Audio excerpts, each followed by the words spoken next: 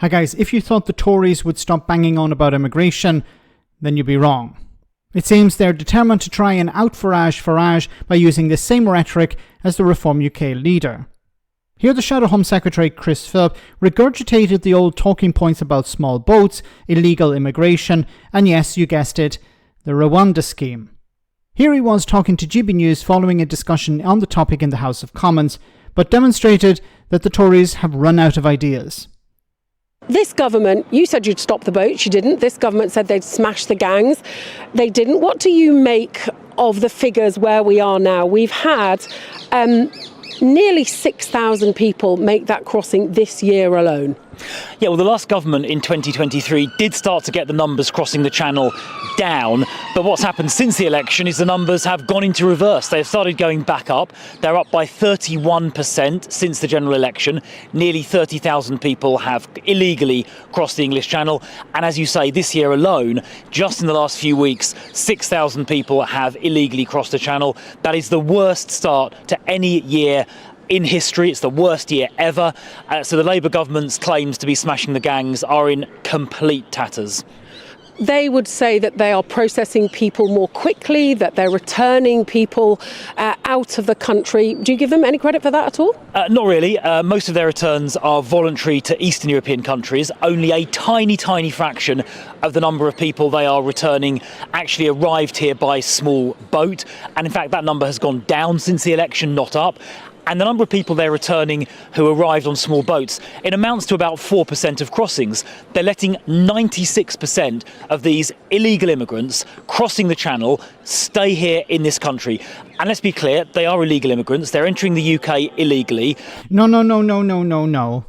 Now, of course, the GB News reporter is not going to push back on this because she agrees with this rhetoric that people crossing the channel to claim asylum are somehow illegal. That's not true. It's completely false. It's not illegal to claim asylum even if you cross the channel in a small boat. Now, Chris Philp knows this.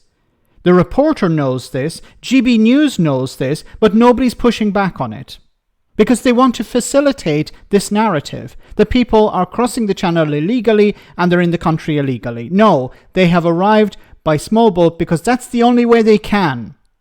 You can't find, there are no other ways, there are no safe routes for people to arrive in the country to claim asylum. Those routes are gone. There was one for Ukrainian refugees, there was one for Hong Kong refugees, but I think both of those have now closed down. So there are no safe routes. Especially for people coming from Afghanistan or from Syria or from Central Africa. And they're not fleeing war because there is no war in France. France is a perfectly safe country. They're not French people. They're not French citizens. See, this is the old rhetoric. And once again, the Tories are doubling down on this, just like Reform UK do. Well, these people are coming from France. They're not coming from France. They're coming through France. There's no obligation on them to claim asylum in France. They don't want to be in France. They want to be in the United Kingdom. Because they have friends, family in the United Kingdom, maybe they speak the language. That's why they want to be in the United Kingdom. And there's no obligation on them to claim asylum in other countries. France has a well-functioning asylum system. Nobody needs to get into a rubber dinghy and go from France to the UK to... No, nobody needs to if there's a safe route. But you're against a safe route. The new government is against a safe route.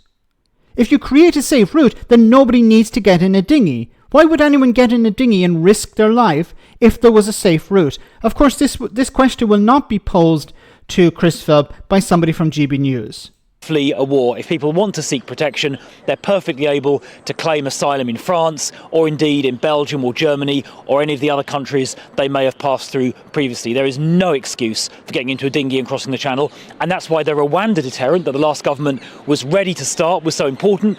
That would have seen everybody crossing the channel by dinghy get sent to Rwanda. Once again, nothing but absolute tripe. The Rwandan government said there would be a cap. Everyone would be sent. Tens of thousands of people would be sent to Rwanda. Does anyone actually believe that?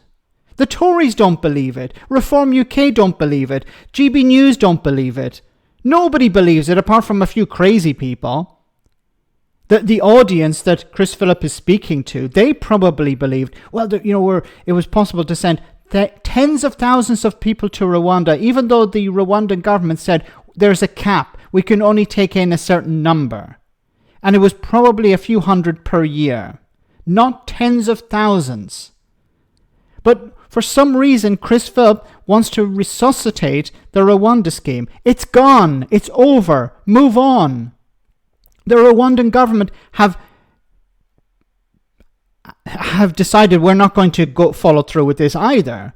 They have sold off or rented out a lot of the properties that were supposed to be designated for asylum seekers. Now remember, the point of the Rwanda scheme was to send people to Rwanda, not to process their claims, but as a sort of place to be forgotten. See, people were meant to be sent to Rwanda. If their claim was successful, they would stay in Rwanda, not return to the United Kingdom. This was against the rules. And of course, Rwanda was not a safe country. The Supreme Court decided it's not a safe country, so you don't have the right to send people there. And it's quite clear that very quickly the deterrent effect of that would have stopped people trying to cross in the first place. It wasn't a deterrent because it wasn't going to work.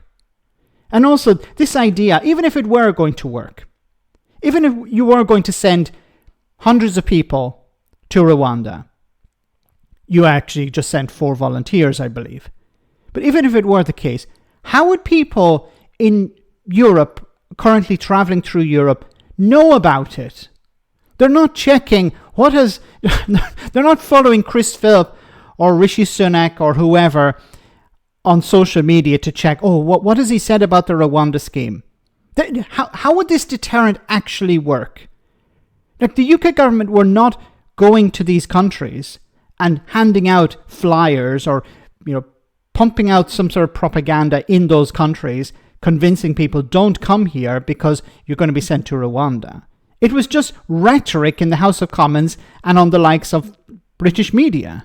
But Labour cancelled that scheme before it started. The first flight was due to take off on July the 24th. On the topic of the grooming gangs, the Conservatives... Okay, so the Conservatives have nothing. They're just trying to ape Nigel Farage going into the local elections. Maybe if we keep talking about immigration, people will vote for us. No! They're not going to vote for the Conservatives because there's a new kid in town, somebody who's offering full-fat anti-immigration rhetoric, full-fat anti-immigration policies. That's Reform UK. So if anyone who, quote-unquote, cares about sending asylum seekers back to France or whatever, those people are not going to vote for the Conservatives because you are linked to failure. You didn't send the asylum seekers back. You didn't send people to Rwanda apart from a few volunteers. You didn't bring down immigration. So why would anyone vote for the Conservative Party? It's over for them. They need to talk about something else. And trying to rehash or resuscitate Rwanda is not going to work.